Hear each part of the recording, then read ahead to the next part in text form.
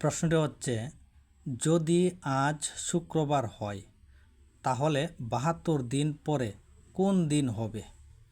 তো অঙ্কটা আমরা সমাধান হবে ৭ দিয়ে ৭২কে আমরা ভাগ করব।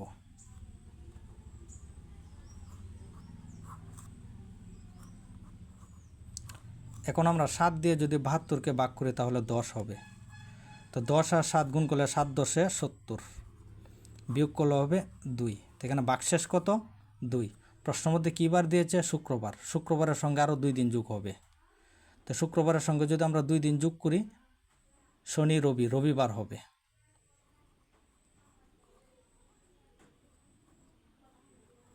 তাহলে শুক্রবারের প্রশ্নতে দেওয়া আছে শুক্রবার, শুক্রবারের সঙ্গে আমরা 2 দিন যোগ করব। কেন 2 দিন যোগ করব? কারণ ভাগশেষ 2।